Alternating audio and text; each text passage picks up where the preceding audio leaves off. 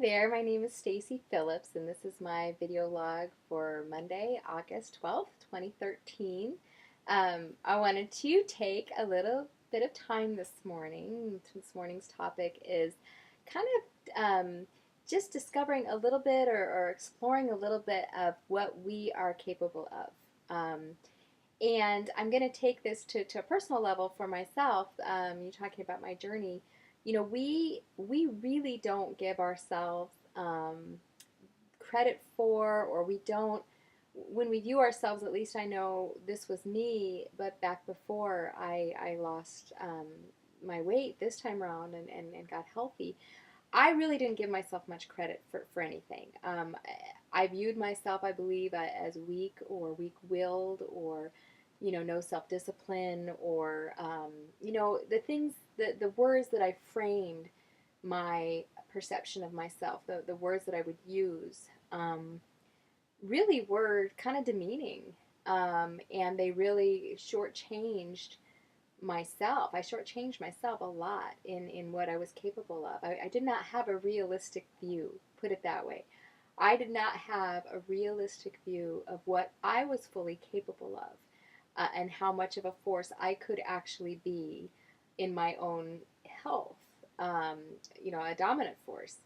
Really, as it turns out, we can be the dominant force in our own health, as far as being the best and the most healthy that we can be, that it's within our power to be, insofar as we are able.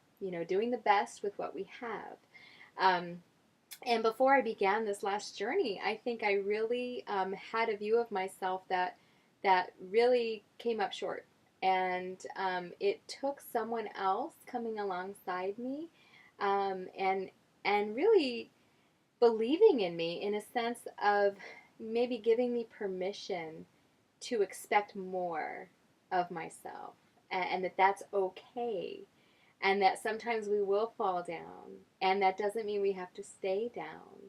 And we just get up and we go again. And I think one of the things that has just been a hallmark of my journey to health this second time, is my tenacity, my almost bulldog ability to not let go of what I want. I really can't be shaken.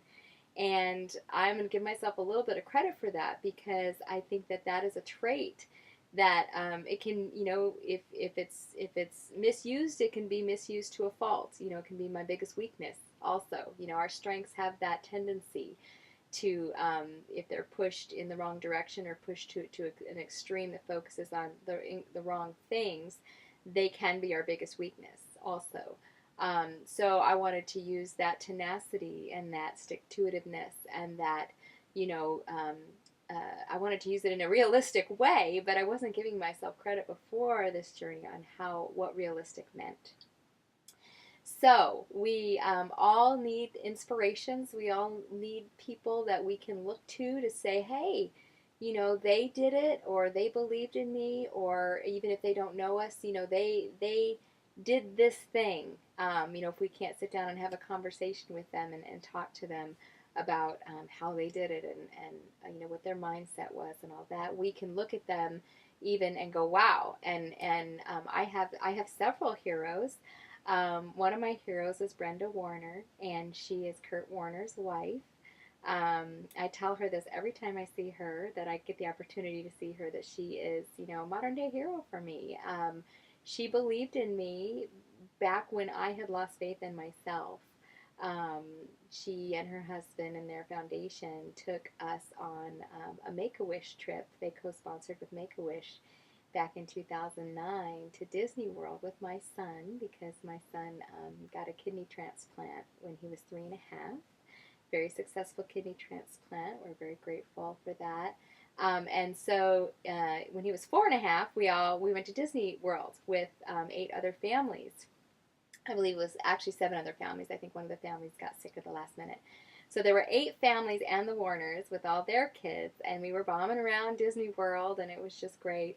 But she and I had some time to talk, and we talked about nutrition, because I had a degree. Now, bear in mind, at the time, I weighed about 272 pounds.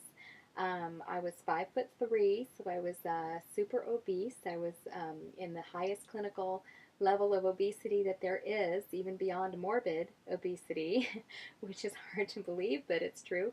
It's a BMI of over 45, and my BMI was about 48, my body mass index. But walking around with Brenda, I couldn't fit through the turnstiles at Disney World. I got stuck. They had to let me through the stroller gate.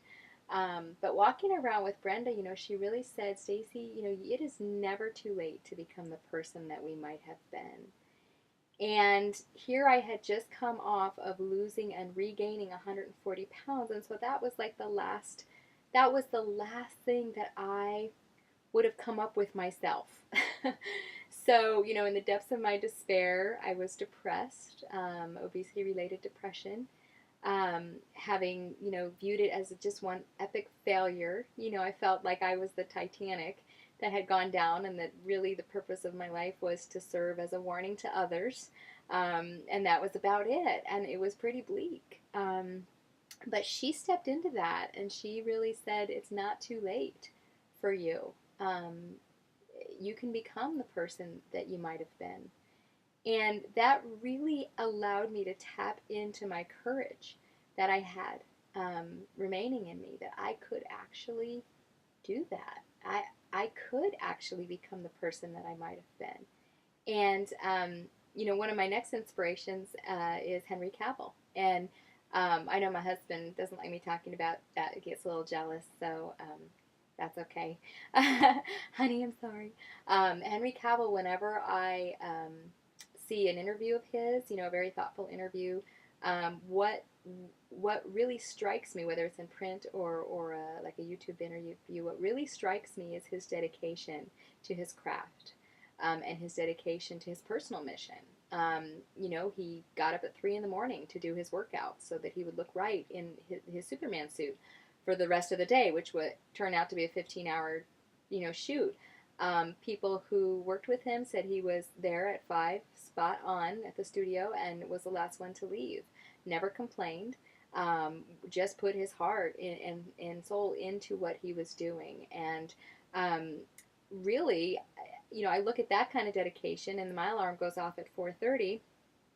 And literally every time my alarm goes off at 4:30, and part of me thinks, oh my gosh, it's so early. Then a little part of me thinks, well, but Henry Cavill got up at 3. Come on. I mean, Superman can do it. You can do it.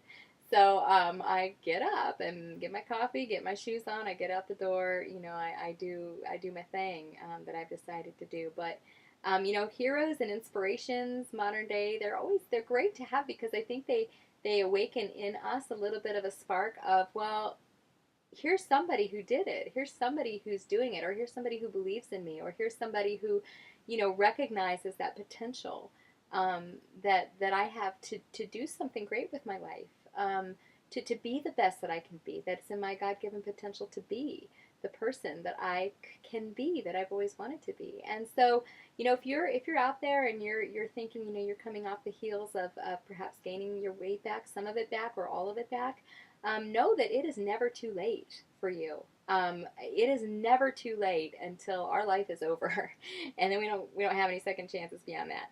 But during life, we've got second chances and third chances and fourth chances and fifth chances.